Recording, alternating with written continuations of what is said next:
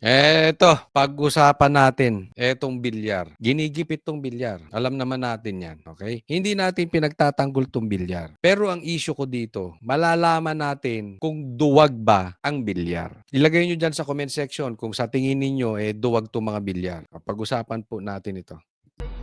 Pinag-aaralan na ng Justice Department ang inihaing kasong kriminal ng Securities and Exchange Commission laban sa Villar Land Holdings Corp. Mga Nako, pati yung yung kanilang pinakaulo. Oh, dinalin na. Manny Villar. kadikit nitong kumpanya at mga opisyal ng mga ito. Dahil yan sa di umano'y pagsisinungaling para kumita ang kanilang kumpanya at panluloko para maengganyo ang publikong bumili ng company shares batay sa peking impormasyon. When cases are filed here, it is not immediately for preliminary investigation. It will still have to go through study and scrutiny by the panel to determine whether it is appropriate already to conduct the preliminary investigation. Kasama sa mga inireklamong opisyal ng Villar Land ang chairman nitong si dating House Speaker at Senator Manny Villar, kanyang asawang si dating Senator Cynthia Villar at mga anak kabilang sina Senator Camille at Mark Villar bilang mga direktor ng kumpanya. Eto, dito muna tayo pag-usapan natin itong mga bilyar, okay? Alam naman natin, nasa kalagitnaan ng bakbakan ngayon. Merong usaping palitan ng liderato sa Senado. At kailangan nila ang bilyar. Nilaglag nila itong bilyar nung lumipat si Camille doon sa kabilang partido. Okay? Ngayon, lumipat ulit tong Camille tsaka si Mark sa kabila. Nung election time pa yan eh. But anyway, ito ay isang chilling effect na ginagawa ng administrasyon. Hindi ko sinasabing walang kasalanan ng bilyar, pero masusukat natin ang bilyar kung duwag sila. Kasi yung timing, nakita natin nung lumipat nung nanindigan tong si Camille, di ba? Tapos ngayon lumipat sa majority. So, sinasabi dito sa bilyar, ay, huwag kayong lilipat, itutuluyan talaga namin kayo. Pagka diyan lang kayo, manatili kayong duwag, manatili kayong pipi, walang mangyayari sa inyo. Kaya yan, taganin nyo sa bato. Pag tumahimik ito at hindi lumipat ang bilyar, sigurado, mawawala tong kaso na ito. Pero, pag lumipat to sa kabila at naging yung minority ay magiging majority ngayon at mapapalitan si Tito Soto, yan yung pinano natin. Kakanahin nitong talaga. Pero, nasa likod nyo ang taong bayan. Diba? This time, pagtatanggol kayo ng taong bayan. Kasi nakita nila na nanindigan kayo at matapang kayo. Pero kung mananatili kayong duwag at tahimik, that is a political suicide. At kung mananatili kayo dyan sa majority, hindi namin kayo tatantanan. Dahil you owe it to the Filipino people. Kayo yung dalawa sa lumipat dun eh. Kaya nga tayo napunta dito. Alam mo, maaalala ng taong bayan? Yung pambababoy ni Tito Soto, yung pambababoy ni Lacson, kasalanan nyo o hindi nyo kasalanan, indirectly, ang naiisip nila bilyar. Kaya it's about time. May consequences. Manindigan kayo. Pero nasa likod naman nyo ang taong bayan. Ng kumpanya. Inireklamo maging ang mga opisyal ng mga related entities na MGS Construction at Infra Holdings Corp na ang may-ari ay kapatid ni dating Senator Manny Villar. Ayon sa SEC, iniulat ng Villar Land sa isang public disclosure noong 2024 na tumaas ang halaga ng total assets nito sa 1.33 trillion pesos mula sa mahigit 1 bilyong piso lang noong 2023 dahil sa revaluation umano ng real estate holding nito. Pero ayon sa SEC, isinapubliko ito kahit hindi pa tapos. Ako, ato sa akin, medyo malalim na po itong problema nilang bilyar, okay? Sagutin nyo to, bilyar. Pero alam kong alam naman to ng bilyar at alam kong alam to ng taong bayan na ito'y panggigipit lang. Gawain na ng gobyerno manghalukay. This is not the first case. Napanood na namin yan for the end time. Gagawin talaga ng gobyerno yan, halukatain. Ginawa nila kay Pastor Kibuloy, ginawa nila kay Cheese, ginawa nila kay Villanueva, ginawa nila kay Bong Revilla, ginawa nila kay Lebiste. Pag talagang yung timing talaga, manghahalukay sila. Ganyan, tinatakot. Pero malalaman natin kung itong bilyar, mahal lang ang sarili nila o may panindigan. Next topic po tayo. Pag-usapan natin itong patungkol sa mga buhaya at magnanakaw. Hindi. Itong impeachment ni Bongbong Marcos. So, sufficient informed na daw. Pero nagkaroon pa ng pagtatalo patungkol dito. Siyempre, itong mga attack dog. I think it's unnecessary because there is a presumption of authenticity of signatures unless someone or anyone Ang gusto dito nila, kailangan daw yung pumirma nandiya-diyan. Sabi ni De Lima, meron ding hindi kailangan na nandiya-diyan sila.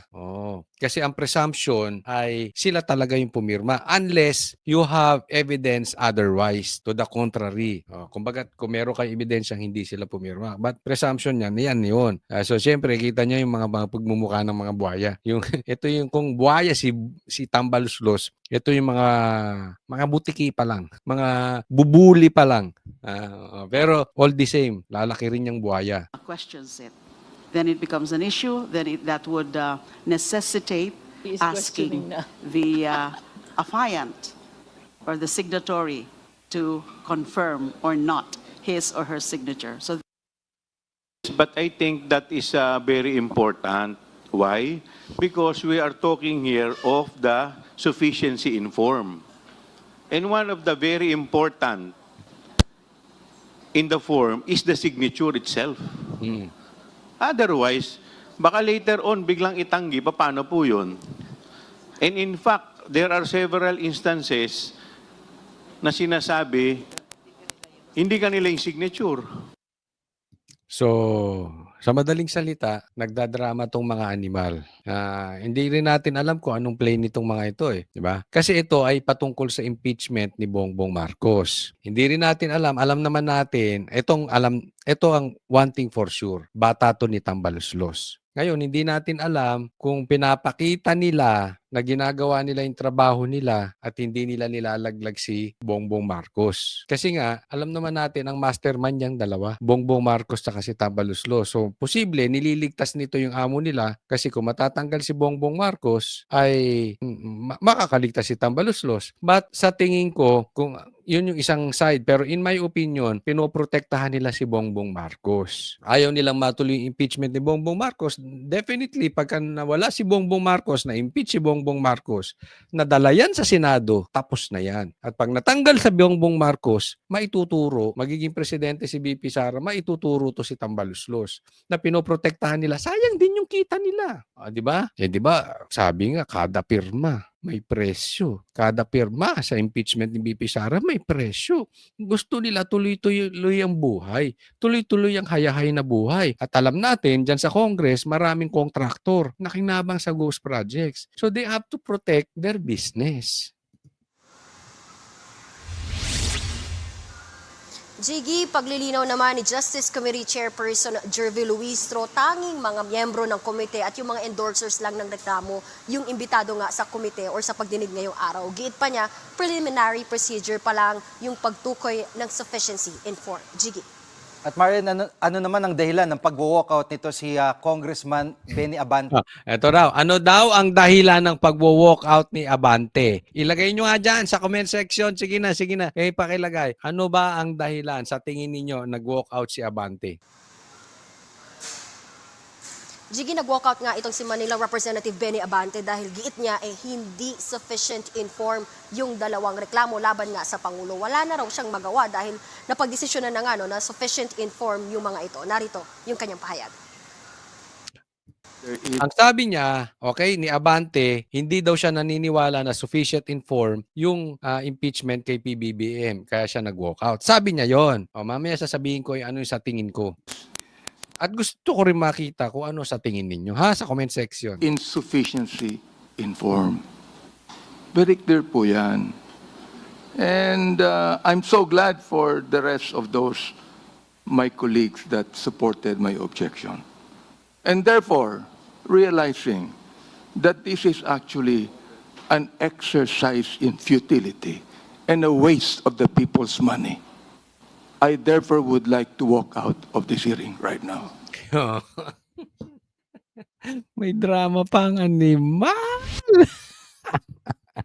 Kailangan pa ay nako. Kita mo pati yung mga kasama mo ng mga buhaya natatawa sa iyo. Alam niyo sa tingin ko kung bakit 'to nag-walk out? Nagpapataas ng presyo. Bonus 'yan. Makikita 'yan ni Tambi. "Uy, talagang pinagtatanggol ako ni Abante." 'Di ba? Pero alam niyo, bukod doon sa nagpapataas ng presyo, talagang iyakin 'tong mama na ito. Parang isip bata. Eh, ano ba ang baby? 'Wag na lang baby. Ano ba yung bata? Yung bata hindi marunong mag-process ng nangyayari sa buhay. Basta hindi na pagbigyan yung gusto niya, walk out. Basta hindi na pagbigyan yung gusto niya, maglulupasay. Basta hindi na pagbigyan yung gusto niya, magtatantrum. Basta hindi na pagbigyan yung gusto niya, iiyak. Ganun po ang bata. Ang matanda, marunong mag-process ng nangyayari. So, sasabihin, alam mo, iisipin mo, hindi lahat ng nangyayari sa buhay ay sasang-ayon sa'yo. Sa katunayan, mas marami ng gusto natin as an adult, hindi natutuloy or hindi nangyayari. It's not the issue kung tama ka or mali ka. It is the issue, ano ba ang ginawa mo patungkol doon? But the result, as an educated and as a mature person, you need to process that hindi mo lahat makukuha ang gusto mo. Pag ang tao hindi marunong mag-process ng ganyan, magiging isip bata. And that is exactly Abante. Hindi marunong mag-process. Di ba? Ilan sa inyo na lahat ng ginusto nyo nakukuha? Ano ka, bata? Katanda mo na, puti na yung balbas mo, animal, di ka pa marunong mag-process ng pangyayari sa buhay. Pero yun yung part niya, na karakter niya, ito mama to, mababa talaga ang karakter. Pero ano yan, tandaan po natin, talo to si Abante. Talo yan, hindi naman dapat congressman yan eh. Ang nagpanalo lang dyan si Garcia. Ipinasok ito. Pero kung pag-uusapan natin, yung talagang eleksyon, talo yan. So, kailangan niya magpataas ng presyo. Kailangan niyang magbayad. And at the same time, magbayad ng utang na loob and at the same time, magpakitang gilas. Kung sino man kumontrol ng pagkapanalo nitong mama na ito. Ganyan naman yung kasimple. Di ba? Kaya wala kayong aasahan kay Abante. Magbabayad yan ng utang na loob. Utang mo, bayaran mo. Utang ka. At Marian, yung susunod na pag-uusapan ay yung substance, kailan to tatalakayin?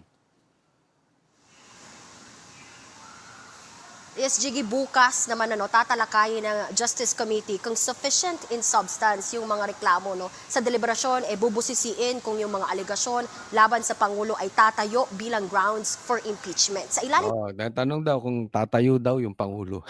po ng saligang batas, 6 lamang yung grounds for impeachment. Yan yung culpable violation of the Constitution, treason, bribery, betrayal of public trust, graft and corruption at other high crimes. Posible bang mabasura itong mga reklamo kung hindi ito lulusot na sufficient in substance. Yan muna ang latest. Yun ang pasado na kasi dalawa yan eh. Para bago nilang i-debatehan yan, kailangan pasok muna sufficient in substance and sufficient in form. Yung sufficient in form, pasado na, okay na. Inaantay na lang sufficient in substance. Palagay ko naman, papasa rin. Magpa-positive din sa substance si Bongbong Marcos. Marcos! Bongbong!